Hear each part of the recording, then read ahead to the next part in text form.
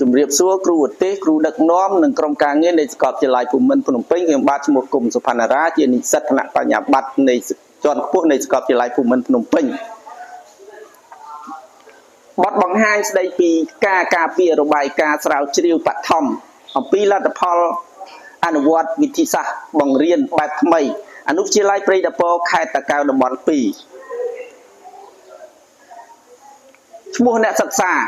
លោកចិនសំផស្សលោកគុំសុផាន់រាកម្មវិធីលើកកម្ពស់គុណវុឌ្ឍិគ្រូបង្រៀនកម្រិតថ្នាក់បញ្ញាបត្រជាន់ខ្ពស់ពីឆ្នាំ2023ដល់ឆ្នាំ2025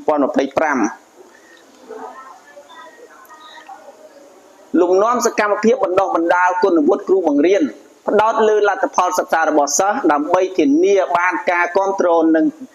ទំនុកចិត្តពីគ្រួសារសិស្សវិធីសាស្ត្របណ្ដុះបណ្ដាលកម្មវិធីលើកកម្ពស់គុណវុឌ្ឍិមាន3ដំណាក់កាលនិងមានលំនាំសកម្មភាពគន្លឹះចំនួន10ការសិក្សាដំបូងការពង្រឹងបន្ថែមការអនុវត្ត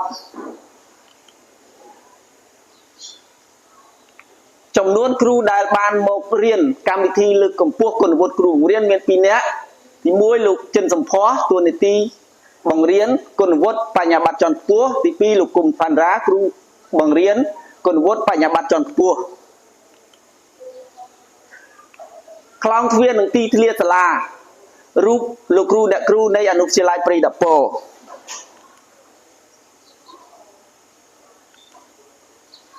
នាតិកាសាវតាអំពីរបៀបបង្រៀននៅអនុវិទ្យាល័យព្រៃដពរផ្នែកទី1ទស្សនៈនិងការគិតរបស់ខ្ញុំពីការផ្លាស់ប្ដូររបៀបបង្រៀនប្រពៃណីមកការបង្រៀនកូនកាត់និងវិធីសាស្ត្របង្រៀនថ្មីផ្នែកទី2ការសិក្សាគុណវុឌ្ឍិបញ្ញាបត្រជាន់ខ្ពស់ការជួយខ្លួនឯងជួយសិស្សខ្លួនឯងចំណុច1របៀបអនុវត្តវិធីសាស្ត្របង្រៀនថ្មីផ្ដោតជួយសិស្សខ្លួនឯងជៀសវាងការប្រឈមនិងស្ថានភាពជុំវិញចំណុចទី2ផលសម្រេចសំខាន់ពីការជួយសិស្សខ្លួនឯងពិសេសសិស្សរៀនយឺតនិងសិស្សមិនចង់រៀនពីឆ្នាំ2020មកដល់ឆ្នាំ2025ផ្នែកទី3ការសិក្សាគុណវុឌ្ឍិបញ្ញាបត្រជាន់ខ្ពស់ការជួយគ្រូផ្សេងទៀតសិស្សរបស់គ្រូផ្សេងទៀតចំណុចទី1ចំនួនសិស្សចំនួនគ្រូនិងចំនួនសាលារៀនចំណុចទី2របៀបជួយគ្រូបង្រៀនផ្សេងទៀតក្នុងការអនុវត្តវិធីសាស្ត្របង្រៀនថ្មីផ្ដោតលើការជួយខ្លួនឯងជៀសវាងការប្រឈមនឹងស្ថានភាពជុំវិញផ្នែកទី3ផលប្រឈមសម្រាប់របស់គ្រូបង្រៀនផ្សេងក្នុងការជួយសិស្សខ្លួនឯងពិសេសសិស្សរៀនយឺតនិងសិស្សមិនចង់រៀនពីឆ្នាំ2020មកដល់ឆ្នាំ2025 2សេចក្តីសន្និដ្ឋានអនុសាសន៍និងកិច្ចការបន្ត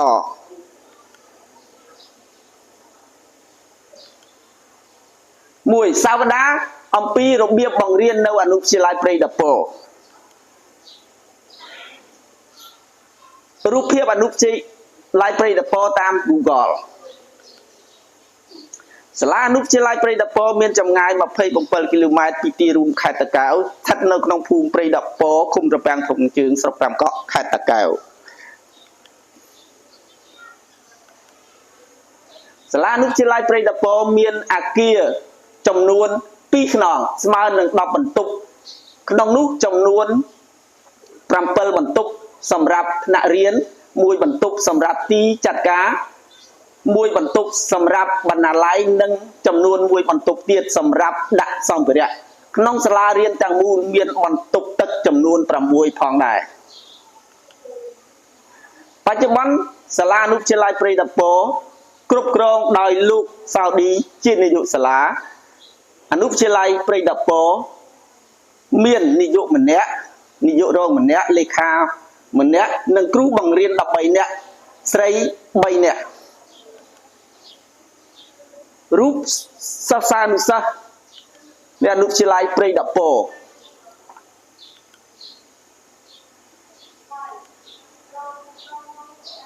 ការគ្រប់គ្រ គ្រងរបស់គណៈគ្រប់គ្រងមកដល់បច្ចុប្បន្នឆ្លងកាត់មួយដំណាក់កាលទេដំណាក់កាលទី1នៅឆ្នាំ2007ដល់បច្ចុប្បន្នការគ្រប់គ្រងដោយលោកសោឌីកម្រិតបញ្ញាបត្រកម្រិត12/2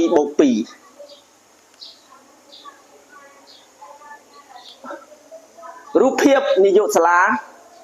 ណែនាំបទបញ្ជាផ្ទៃក្នុងការបកស្រាយរបស់ខ្ញុំសូមបញ្ចប់សំណេះជាកិច្ចបន្តសូមឲ្យសមាជិករបស់ខ្ញុំធ្វើការបកស្រាយនៅស្លាយបន្តសូមជម្រាបលាសូមអរគុណ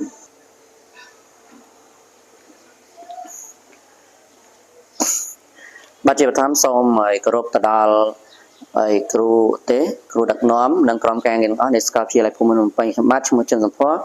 ជានិស្សិតថ្នាក់បរិមាត្រជាន់ខ្ពស់ឡើងនេះសូមបកស្រាយបន្តពីសមាជិកក្រុម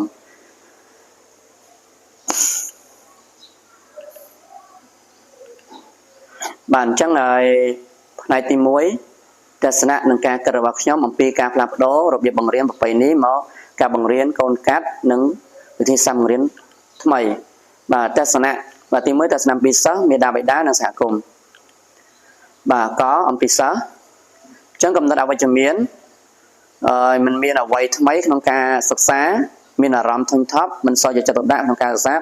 បាត់បង់ទំនុកចិត្តលើការរៀនរបស់គ្រូអានឹងជាកំណត់អវិជ្ជមានកំណត់វិជ្ជមានវិញខិតខំរៀនសូត្រមានសមត្ថភាពប្រើប្រាស់បច្ចេកវិទ្យាមានទំនុកចិត្តលើសាលារៀនបាទនេះជារូបភាពឲ្យសិស្សនិស្សិតរៀនកុំព្យូទ័របន្ថែមនេះជារូបភាពសិស្សនិស្សិតរៀនតាមអនឡាញជាមួយខ្ញុំបាទខអំពីមេដាបេដានិងអាណាព្យាបាលសិស្សកំណត់អវិជ្ជមានអញ្ចឹងมันមានភាពជឿជាក់លើសាលាมันមានទំនុកចិត្តលើការរៀនរបស់គ្រូបាទហើយខ្លាចគ្រូអត់មានពេលវេលាគ្រប់គ្រាន់ដើម្បីបរៀនសិស្សចឹងទៅបាទកំណត់វិជ្ជមានគ្រប់ត្រនិងមានភាពជឿជាក់យ៉ាងពេញទំហឹងទៅលើសាលារៀននិងមានពេលវេលាគ្រប់គ្រាន់ដើម្បីតាមដានការសិក្សារបស់កូនបាទនេះជារូបការប្រជុំរបស់អាណាព្យាបាលសិស្សនិងអតីតសិស្សនីតិ A បាទសិស្សនីតិ A នេះគាត់បានហើយចប់ហើយប៉ុន្តែគាត់ចេញពីអនុវិទ្យាល័យភេទពតដែរនេះជាការប្រជុំរបស់អាណាព្យាបាលសិស្សហើយនឹងសិស្សជាមួយនឹងសាលាបាទអំពីសហគមន៍បាទអញ្ចឹងអំពីសហគមន៍នេះចំណុចមួយនិយាយពីការអនុវត្តតេស្តស្តង់ដារតាមសាលាអញ្ចឹងសហគមន៍បានចូលរួមដឹងឮថាតើការតេស្តស្តង់ដារនេះយើងធ្វើពេលណាខ្លះមានដើមឆ្នាំប្រចាំខែប្រចាំឆ្នាំអីចឹងទៅនឹងដឹងអំពីលទ្ធផលរបស់កូនរបស់ពួកគាត់បាទផែនការបានចូលរួមរៀបចំសកម្មភាពមួយចំនួនដូចជាផែនការសិស្សនិងកាលវិភាគរបស់សិស្សរៀនពេញមួយថ្ងៃអីបាទជាដើមបាទអានេះជារូបការប្រជុំបាទជាមួយសហគមន៍អំពីការរៀបចំផែនការរបស់សាលាបាទនេះអញ្ចឹងនេះជារូបបាទខាងសហគមន៍មកប្រជុំជាមួយសាលាដើម្បីរៀបចំផែនការរបស់សិស្សបន្តទៅមុខបាទអញ្ចឹងទី2និយាយពីវិធីសាស្ត្របង្រៀនថ្មីអញ្ចឹងដើម្បីមានវិធីសាស្ត្របង្រៀនថ្មីយើងមើលទី1សិន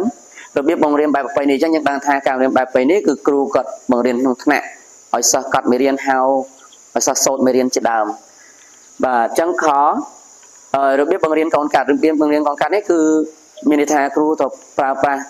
ស្លឹកស្វ័យសិក្សាប្រើប្រាស់ Telegram Google Meet ដើម្បីសិស្សរៀនបន្ថែមដើម្បីឲ្យបានល្អជាងការបរៀនបែបប្រពៃណីចំណែកអក្សរកនេះរត់តែល្អទៀតគឺរបៀបបង្រៀនថ្មីអញ្ចឹងរបៀបបង្រៀនថ្មីមានន័យថាជាការបង្រៀនបែបគម្រោងស្រាវជ្រាវឬចម្រុះមុខវិជ្ជាឬរៀនពេញមួយថ្ងៃដែលអាចឲ្យសិស្សស្រាវជ្រាវបន្ថែមដោយយកទ្រឹស្ដីក្នុងសាលាទៅអនុវត្តជាក់ស្ដែងហើយឲ្យសិស្សចេះស្រាវជ្រាវនេះតាម AI Google Copilot ChatGPT និង EdTech មានន័យថាគាត់ត្រូវប្រើឧបករណ៍ទាំងនេះដើម្បីសិក្សាចំណេះដឹងគាត់បន្ថែមបាទអញ្ចឹងនេះជារូបភាពអំពីការបង្រៀននិងរៀនតាមប្រពៃណីអញ្ចឹងសិស្សក្នុងថ្នាក់ទេបាទអញ្ចឹងអត់មានថាឲ្យទៅស្រាវជ្រាវឬទៅធ្វើបច្ចេកវិទ្យាអីទេបាទអញ្ចឹងនេះជារូបភាពអំពីការបង្រៀននិងរៀនតាមបែបកូនកាត់និងតាមបែបថ្មីបាទចានេះជាកម្មវិធីយើងរៀនតាមអនឡាញនេះជា Telegram ដែលសិស្សបានបង្កើតហើយនេះជាសិស្សដែលខ្ញុំដាក់កិច្ចការគាត់ទៅស្រាវជ្រាវតាមសហគមន៍បាទអញ្ចឹងផ្នែកទី2ការសិក្សាគុណវុឌ្ឍបញ្ញាបត្រជាន់ខ្ពស់ការជឿខ្លួនឯងសិស្សខ្លួនឯងបាទ chẳng sầm ráp cromរបស់ខ្ញុំបើមិនបានទៅរៀននៅសាកលវិទ្យាល័យភូមិន្ទភ្នំពេញទេខ្ញុំមិនអាចជួយខ្លួនឯងបានហើយខ្ញុំមិនអាចជួយសិស្សរបស់ខ្ញុំឲ្យគាត់រីកចម្រើននៃចំណេះដឹងរបស់គាត់បានទេអញ្ចឹងដោយសារតែការទៅរៀនហើយទើបខ្ញុំអាចមានកំណត់ជួយខ្លួនឯងនិងជួយសិស្សរបស់ខ្ញុំបាទនេះជារូបភាពបន្ថែមអំពីការជួយខ្លួនឯងបាទខ្ញុំទៅនេះខ្ញុំរៀនកុំព្យូទ័រពីលោកគ្រូជំនាញកុំព្យូទ័រនេះខ្ញុំបានយកការចេះរបស់ខ្ញុំទៅរៀនសិស្សតាមអនឡាញអានេះជា Google Form ខ្ញុំដាក់កិច្ចការសិស្សធ្វើនេះតេស្តលំហាត់គណិតវិទ្យា30លំហាត់ខ្ញុំដាក់ក្នុង Google Form ឲ្យសិស្សគាត់ធ្វើបាទនេះបាន60នាក់ជាងបាទអញ្ចឹងមួយទៀតរបៀបអនុវត្តវិធីសាស្ត្របង្រៀនថ្មីផ្ដោតជួយសិស្សខ្លួនឯងជៀសវាងការប្រឈមនឹងស្ថានភាពជុំវិញអញ្ចឹងនេះជាវិធីសាស្ត្ររបស់ក្រុមខ្ញុំដើម្បីជៀសវាងការនិយាយពីស្ថានភាពជុំវិញសាលាដូចជុំវិញសហគមន៍បាទជាទូទៅបើយើងមិនមានសមត្ថភាពបង្រៀនហើយនឹងអត់មានបច្ចេកទេសល្អទៅបង្រៀនសិស្សទេនោះសិស្សច្បាស់ណាស់គាត់ទទួលលទ្ធផលមិនបានល្អបាទហើយមហាជនក៏គាត់វាយតម្លៃទៅលើគ្រូបង្រៀនរហូតដល់មហាជនលែងទុកចិត្តលែងជឿជាក់លើគ្រូបង្រៀនហើយដើម្បីជៀសវាងបញ្ហាប្រឈមទាំងនេះទោះតែគ្រូត្រូវជួយខ្លួនឯងនិងជួយសិស្សខ្លួនឯងដូចខាងក្រោមបាទអញ្ចឹងទី1ឲ្យជួយខ្លួនឯងបាទប្រើប្រាស់ទូរស័ព្ទកុំព្យូទ័រដើម្បីស្រាវជ្រាវមេរៀនបន្ថែមបាទយើងត្រូវចេះប្រើប្រាស់ឧបករណ៍ហ្នឹងដើម្បីស្រាវជ្រាវមេរៀនហើយនឹងវិធីសាស្ត្របង្រៀនឲ្យល្អៗដោយតាម AI Google Copilot ChatGPT ជាដើមបាទមួយទៀតបង្កើតតេស្តស្តង់ដារយើងត្រូវចេះបង្កើតតេស្តនៅក្នុង Google Form ដើម្បីទុកឲ្យសិស្សធ្វើហើយយើងត្រូវចេះទម្លាក់កិច្ចការទាំង4កម្រិតឲ្យសិស្សធ្វើហើយយើងឲ្យសិស្សគាត់ធ្វើកិច្ចការនៅក្នុង Chip Edtech លុះត្រាតែយើងត្រូវដឹងថា Chip Edtech ជាអីយើងត្រូវចេះខ្លួនឯងសិនត្រូវចេះប្រើប្រាស់វិធីសាស្ត្របង្រៀនសិស្សតាម Google Meet ឬក៏ Zoom អាហ្នឹងយើងចង់ជួយសិស្សរៀនយឺតពីចម្ងាយយើងនៅផ្ទះយើងអាចរៀនតាមកម្មវិធីពីរនឹងបានបាទនេះជារូបភាពកំពុងតែបង្កើតតេស្តស្តង់ដារបាទដែលយើងហៅថាភាសាកំពុងតែពិភាក្សានេះពីរបៀបបង្កើតតេស្តស្តង់ដារបាទនេះជួយសិស្សខ្លួនឯងបាទទី1បង្រៀនឲ្យចេះប្រើ app Chip Edtech ដើម្បីស្វែងរកសារបង្រៀនសិស្សឲ្យចេះប្រើប្រាស់ Google Form ពេលខ្លះមានបញ្ហាច្រើនឡើង Google Form ហ្នឹងអញ្ចឹងបង្រៀនសិស្សឲ្យចេះណា Google Form បានឲ្យសិស្សធ្វើសិលឹកស្វ័យការទាំង4កម្រិតបាទបង្រៀនសិស្សឲ្យចេះសិក្សាបែបគំរូសាស្ត្រជាមិនថាយកទ្រឹស្ដីទៅអនុវត្តក្នុងការរស់នៅឲ្យសិស្សគាត់ចេះប្រើប្រាស់ Telegram និង Google Meet ដើម្បីរៀនបាទដើម្បីសិក្សាបង្រៀនឲ្យសិស្សចេះប្រកួតកាត់លេខរហ័សនិងពិភាក្សាក្រុមបាទនេះជារូបភាពជួយសិស្សខ្លួនឯងតាមអនឡាញផ្ទាល់បាទអានេះបាទទី1នេះគឺ Chip Edtech នេះបង្រៀនសិស្សតាមអនឡាញបាទនេះគឺការចោះទៅជួយសិស្សដល់ផ្ទះតែម្ដង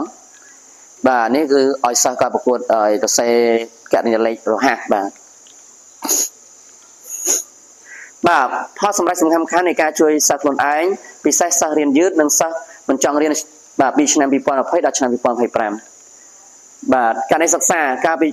ពីឆ្នាំ2021ខ្ញុំបានមានសម្រាប់ឈ្មោះត្រីវរេគាត់រៀនថ្នាក់ទី9ខគាត់មានបំណងចង់បបង់ការសិក្សាដោយសារតែគាត់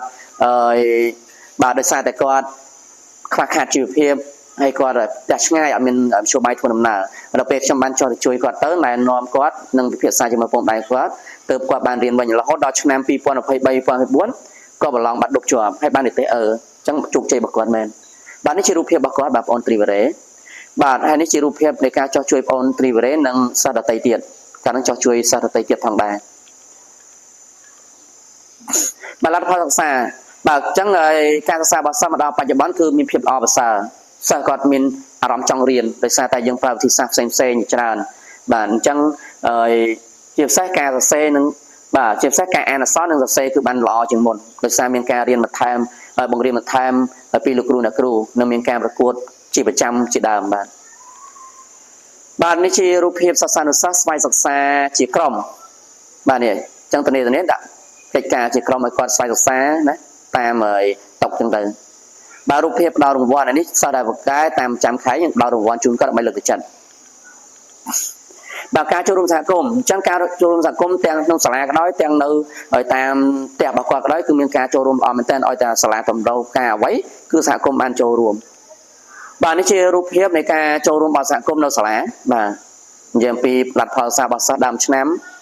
អានេះរូបភាពការចូលរួមរបស់សហគមន៍តាមផ្ទះនេះអានេះយើងចុះតាមផ្ទះតែម្ដងបើសិនណារៀនយឺតអីយើងចុះតាមផ្ទះដើម្បីពិភាក្សាជាមួយអាណាព្យាបាលហ ហើយពួកគាត់ចូលរួមល្អមែនតើបាទនេះផ្នែកទី3ការសិក្សាកនុវត្តបញ្ញាបត្រជាន់ខ្ពស់ការជួយគ្រូផ្សេងទៀតបាទចំនួនសិស្សនិងចំនួនគ្រូបង្រៀននិងចំនួនសាលារៀនចំនួនសិស្សដែលក្រុមបានខ្ញុំបានចុះទៅជួយនឹងគឺ267នាក់ក្នុងនោះមានស្រី172នាក់បាទហើយគ្រូបង្រៀនចំនួនគ្រូបង្រៀនដែលក្រុមចុះបានជួយគឺ15នាក់ក្នុងនោះមានអ្នកគ្រូចំនួន3នាក់ហើយចំនួនសាលាគឺចំនួនសាលាដែលក្រុមខ្ញុំបានជួយគឺទៅតែបានមួយសាលាទេបាទអានេះជារូបភាពនៃការចុះជួយសិស្សនិងលោកគ្រូអ្នកគ្រូតាមបាទអានេះគឺជាសិស្សទាំងអស់យើងបានណែនាំឲ្យគាត់ប្រើកម្មវិធីផ្សេងអានេះគាត់ប្រើសិលឹកកិច្ចការស្រុកស្វ័យសិក្សានេះយើងបានចែករំលែកបទពិសោធន៍ទៅបង្រៀនលោកគ្រូអ្នកគ្រូអំពីកិច្ចការមួយចំនួនបាទនេះជារបៀបបង្រៀនថ្មីផ្ដោតជួយសិស្សខ្លួនឯងជៀសវាងការប្រឈមនឹងស្ថានភាពជុំវិញអញ្ចឹងដើម្បីជៀសវាងការប្រឈមនឹងស្ថានភាពជុំវិញក្រុមខ្ញុំប្រើជំហានដូចខាងក្រោមបាទអញ្ចឹងជំហានទី1គឺការបង្រៀនអន្តរកម្មការបង្រៀនអន្តរកម្មមានន័យថាឲ្យសិស្សគាត់ចូលរួមឆ្លើយចូលរួមភាសាក្រុមហ្នឹងទៅការបង្រៀនប្រកបដោយភាពច្នៃប្រឌិតគឺប្រើបច្ចេកវិទ្យាបាទការរៀនលាយបញ្ចូលគ្នាដើម្បីលើកកម្ពស់ការគិតរិះគន់និងការស្រាវជ្រាវដោយខ្លួនឯងបាទការបង្រៀនបង្កើតបរិយាកាសវិជ្ជមានមានន័យថាយើងចេះលើកទឹកចិត្តសិស្សយើងឲ្យសិស្សឲ្យគាត់ស្វែងរកខ្លួនឯងធ្វើម៉េចឲ្យគាត់មានចំណងការរៀនបាទអានេះការបង្រៀនផ្អែកលើគម្រោងមានន័យថាឲ្យគាត់ចេះអនុវត្តគាត់ចេះដោះស្រាយបញ្ហាក្នុងការរស់នៅបាទអានេះការប្រើជំនាញសតវត្សទី21គឺក៏សំខាន់ស៊ីជម្រៅការតាក់ទងបាទដើម្បីជួយសិស្សឲ្យមានសមត្ថភាពក្នុងការប្រឈមនិងបញ្ហាប្រចាំថ្ងៃអញ្ចឹងសតវត្សទី21ហើយអញ្ចឹងយើងធ្វើម៉េចឲ្យសិស្សគាត់ចេះដោះស្រាយបញ្ហាដែលគាត់ជួបផ្ទាល់ដោយអត់មានគ្រូជួយគាត់ជួយខ្លួនឯងបានបាទអានេះជារូបភាពក្នុងការរៀនកុំព្យូទ័របន្ថែមបច្ចេកវិទ្យាអានេះជារូបក្នុងការអនុវត្តមានថាយើងដាក់កិច្ចការឲ្យគាត់ធ្វើប្រឡងហើយប្រកួតបាទធ្វើអាហារបាទធ្វើសម្លណាមួយហើយគាត់ធ្វើក្នុងថ្នាក់តែម្ដងអានេះគាត់អនុវត្តជាក់ស្ដែងកុំឲ្យគាត់ទៅដល់ទៅអត់ចេះស្លចេះអីហ្នឹងបាទនេះគឺជាការជួយសិស្សតាមអនឡាញបាទបរិញ្ញាគណិតវិទ្យាទៅដល់ពួកគាត់ទៅលើសិស្សដែលគាត់ខ្សោយគណិតវិទ្យាអញ្ចឹងណាបាទផលសម្រាប់សំខាន់សម្រាប់ការជួយដល់សាលាអនុវិទ្យាល័យភេរពរបាទតាំងពីឆ្នាំពីឆ្នាំ2024មកដល់ឆ្នាំ2025បាទទី1គឺផែនការសិក្សាពេញមួយឆ្នាំសិក្សារបស់សិស្សគឺបាន 60% ហើយទី2ផែនការគ្រូ3ឆ្នាំ3ខែ1ឆ្នាំនិង3ឆ្នាំគឺបាន 100% បាទកិច្ចការព្រមព្រៀងលទ្ធផលការងារបាន 100% ការប្រើប្រាស់សិលឹកកិច្ចការសិក្សាមួយកម្រិត1ដល់កម្រិត4 100% ការប្រើប្រាស់ app chip edtech 100% បាទការនាំសិស្សរៀនបែបគម្រោងសាស្ត្រវិទ្យាបាន 60% ទេហើយការផលិតតែស្តង់ដារបាន 70% ការប្រើប្រាស់សិភៅរដ្ឋបាលទាំង15បាន 100% បាទនេះជាលទ្ធផលដែលយើងអាចធ្វើបានបាទនេះជារូបភាពនៃការរៀបចំកិច្ចការរបស់លោកគ្រូអ្នកគ្រូនៅអនុវិទ្យាល័យភេរពរបាទនេះអញ្ចឹងការប្រជុំហើយរៀបចំការងារនៅក្នុងសាលាអនុវិទ្យាល័យភេរពរបន្តបាទរូបភាពខាងក្រោមនេះបញ្ជាក់ពីផលសម្រេចបាទនេះជាសភៅហើយផែនការគ្រូបាទ3ឆ្នាំ1ឆ្នាំនិង3បាទនិង3ខែអានេះជាផែនការសាច់ខាងក្នុងបាទមានកំណត់នីតិមានកំណត់ភាគរយជាដើមបាទអានេះគឺជាផែនការសិស្សដែលយើងប្រឡងដើមឆ្នាំហើយយើងកំណត់នីតិរបស់គាត់ពី A ទៅដល់ F ដើម្បីយើងមានផែនការបន្តរហូតបាទនេះគឺជាកម្មវិធីដែលយើងរៀនសិស្សតាមអនឡាញយើងកំណត់ថាយើងជួយសិស្សរៀនយឺតហ្នឹងថ្ងៃច័ន្ទដល់ថ្ងៃសុក្រថ្ងៃណារៀនអីថ្ងៃណារៀនអីអញ្ចឹងទៅបាទនេះគឺជា chip edtech ដែលគាត់ដែលណែនាំឲ្យកូនសិស្សគាត់បានចូលប្រើប្រាស់បាទអញ្ចឹងចំណុចទី2សេចក្តីសន្និដ្ឋានអនុសាសន៍និងកិច្ចការបន្តជាចំណុចចុងក្រោយបាទអញ្ចឹងសេចក្តីសន្និដ្ឋានយោងតាមរបាយការណ៍និងបញ្ហាដែលបានរៀបរាប់ខាងលើយើងខ្ញុំធ្វើសេចក្តីសន្និដ្ឋានបានថាផ្នែកទី1ការបង្រៀនតាមបែបកលការនិងបែបថ្មីមានប្រយោជន៍ខ្លាំងណាស់ចំពោះសិស្សសម័យបច្ចុប្បន្ននិងអនាគតបាទទី2ការអនុវត្តតែស្តង់ដារហ្មត់ចត់ជួយបង្កើតលទ្ធផលសិក្សានិងតាក់ទាញចូលរួមពីសហគមន៍និងអាជ្ញាធរដែនដីព្រមទាំងជំរុញគុណភាពសិក្សាបាទទី3ចោះជួយរយៈពេល2ថ្ងៃបានបញ្ចប់សហការនិងការបំពេញបន្ថែមលើចំណុចខ្វះខាតដោយទទួលបានគាំទ្រយ៉ាងល្អព្រមទាំងភាពច្បាស់លាស់ពីវត្ថុបំណងបាទសរុបមកបាទការសង្ឃឹមថា បាទសរុបមកការសង្ឃឹមថាសាលានីមួយៗគួរអនុវត្តយុទ្ធសាស្ត្របញ្ញកោណមុំទី1ដើម្បីទទួលបានសាលារៀនដែលស្មើស្ថានភាពសាលាគំរូវាជាលទ្ធផលនៃការប្រឹងប្រែងនិងសហការរបស់លោកគ្រូអ្នកគ្រូនិងគណៈគ្រប់គ្រងសាលាក្រុមរបស់ខ្ញុំចោះជួយបង្វឹកបានសប្បាយរីករាយមែនទែននៅក្នុងការចែករំលែកចំណេះដឹងដែលទទួលបានពីសកលទៅលោកគ្រូអ្នកគ្រូដែលចង់បន្តការសិក្សាបាទជាដំណើរដ៏ជោគជ័យមានន័យថាបរិញ្ញាពួកគាត់ទៅគាត់មានអារម្មណ៍ចង់បន្តការសិក្សានៅសាកលវិទ្យាល័យភូមិន្ទភ្នំពេញដែរបាទអនុសាសន៍ទី1គឺត្រូវរៀបចំវគ្គខ្លីៗឬបាទសិក្ខាសាលាច្រើនសម្រាប់ការបង្រៀនបែបកូនកាត់បែបថ្មីមានន័យថាឲ្យទៅឲ្យមានការរៀបចំវគ្គខ្លីៗដើម្បីបរិញ្ញាពួកនឹងទៅទើបយើងបានជោគជ័យបាទទី2បាទផ្នែកទី2គឺគណៈគ្រប់គ្រងគួរបង្រឹងបាទកិច្ចព្រមព្រៀងលទ្ធផលសិក្សារបស់សិស្សជាមួយគ្រូបង្រៀននិងបង្កើនលទ្ធផលសិក្សាគ្រូផ្សព្វផ្សាយលទ្ធផលសិក្សាសិស្សឲ្យបានទូលំទូលាយដើម្បីបង្កើតការចូលរួមមេដាបេដានិងអាណាព្យាបាលបាទគ្រូបង្រៀនត្រូវសហការរកវិធីជួយសិស្សយឺតចំពោះការរៀននិងផ្ដល់តម្រូវការសិក្សាបាទសិស្សទាំងអស់គួរប្រើលទ្ធផលសិក្សារបស់ខ្លួនដើម្បីបង្កើនចំណេះដឹងនិងស្វែងរកការចូលរួមរបស់មេដាបេដាបាទសហគមន៍ត្រូវធ្វើកិច្ចព្រមព្រៀងស្ដីពីលទ្ធផលសិក្សានិងបង្កើនការផ្ដល់សម្ភារៈនិងថវិកាសម្រាប់សាលាផ្នែកទី3ក្រុមការងារបានចូលរួមដល់សាលានានាដោយបង្ហាញពីការយកចិត្តទុកដាក់លើការអភិវឌ្ឍនិងការគ្រប់គ្រងសាលារៀនក្នុងតំបន់បាទក្រុមបានបំពេញការងារដោយឆ្លើយតបទៅតាមអធិភាពដែលស្ថាប័នឲ្យគោលបំណងគឺធ្វើឲ្យសាលាដែលមិនទាន់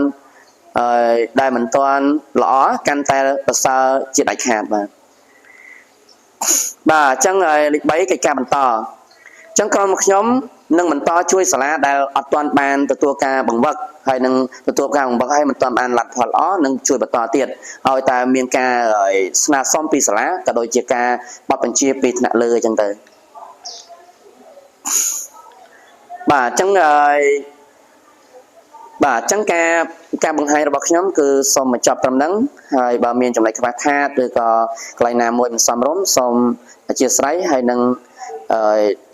ផ្ដល់ជាគំនិតល្អបើមានជាសំណួរសូម